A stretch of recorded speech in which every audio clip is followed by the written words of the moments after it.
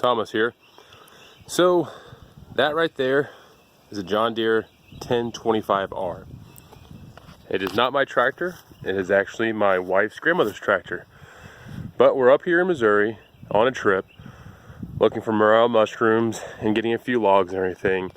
And I want to do a little review on how a little tractor like this still has some capability of a larger tractor. So the lifting capacity is not quite as much as, a larger tractor. I want to say, I don't want to quote anything wrong, but I believe it's around 800 or so pounds is all about this front end loader will lift. It may be a little bit more, but that's a decent amount for doing stuff around the house and the little small acreage farms and stuff like that. On the back there, she's got a box blade. Not shown here, but also she does have is a belly mower. Great little attachment and everything. Neat little tractor. I fit pretty well on it. Again, I'm about 300 pounds, 6'4". I moved the seat back, I tilted the wheel up, and I fit on it just well. Just fine. Very few hours in this tractor, on 120, about 125 or so. Great little tractor. It's got a little throaty sound to the exhaust on it. It's pretty neat. And she's got the sunshade over it. And again, show you what this tractor will do. So we're up here, like I said, getting a few logs. And when I say logs, I'm talking about some large logs. I don't know the diameter on this one, but that's a 12, excuse me, I think it's 9.5 foot long black walnut. On the small end, I think it was 15 inches. On the big end, 19 inches, I believe. But the big mama jama there, that's the cherry, which is 9 foot long as well. Actually, excuse me, I guess the other one's closer to 10. Anyways, this cherry in the back here, big end 28 inches, small end, I think it was 26, 24, and a few other smaller logs there. And I've got some cedar posts on there as well. So what I'm using the tractor for is I park next to a little, raised hillside here, backed up the trailer and everything.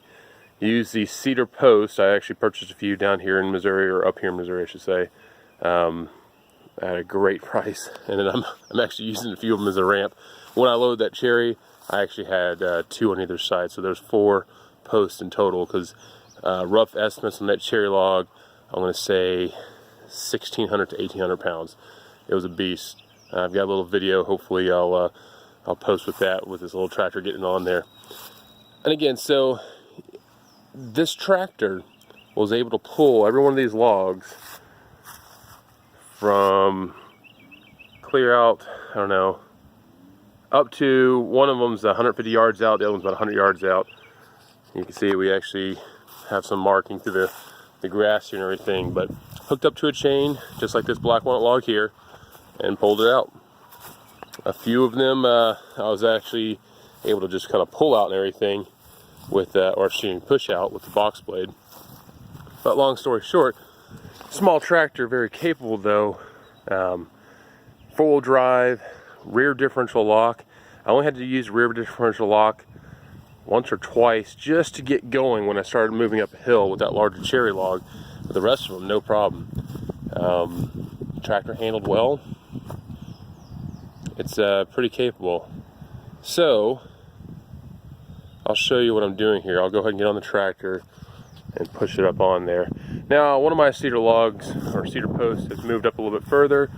I don't think it's going to move much more, so I still have enough of a gap there to get the log on, because what I'd like to do is put this black walnut log between the larger cherry log and this outside log, so right on that middle log.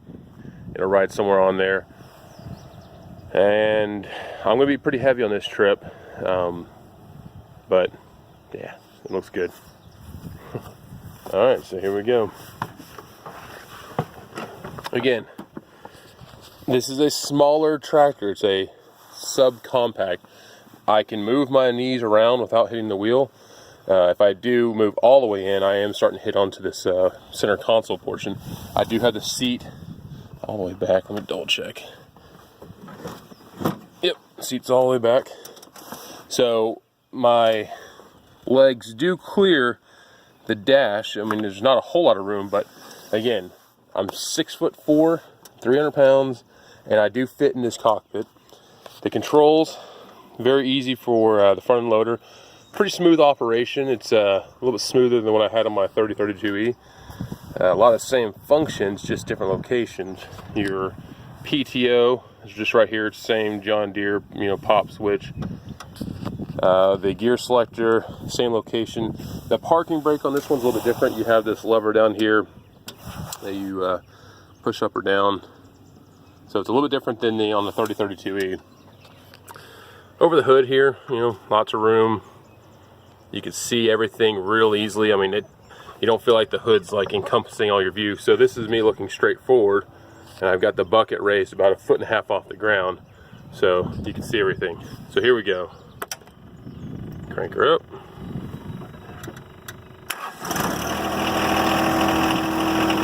Spin the RPM just a little bit. Again, I'm doing this one-handed, but with the hydrostatic foot pedal down here, I can actually do this one-handed. I don't have to do a whole lot of steering, minor corrections. I'm mostly going to just be working the bucket, kind of get on the, slightly lower than middle on the log, because what I want the log to do, it may just push up, but it would be nice if it would spin, roll I should say. Helps if I put it in gear. There we go, now I'm in gear. See, log's rolling. What you want.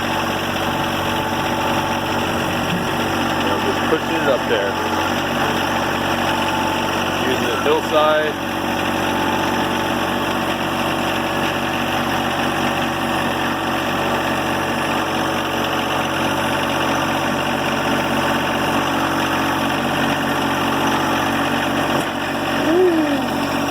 That was scary. Scary.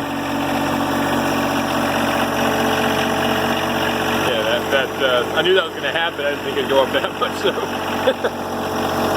there we go. Very easy. You see that bow with that cedar post, but that bow is actually because the way it dried and everything.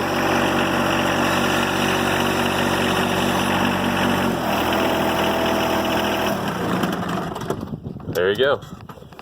That was very easy. I mean, didn't strain the tractor at all getting it on there. And I've got my log essentially centered. Yep.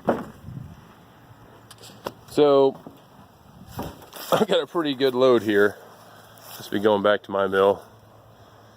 But I'm going to put a few more black walnuts, smaller. I'm up to 7 foot I have right here in the front.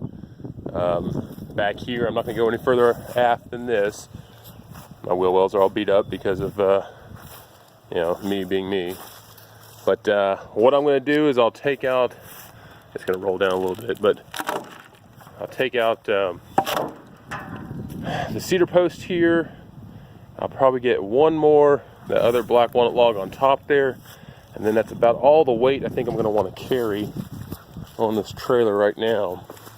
So say 1800, we're going to go high end, so 1800 plus, let's say that one is 800 pounds. So that gets me up to, what, 26.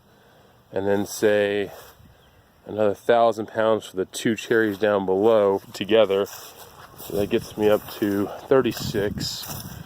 Plus all the cedar logs and the other. So I've probably got about 4,000-ish pounds on this 7,000 pound trailer. My intentions are not to go really above, say, 5,500 pounds. I think that'll be plenty.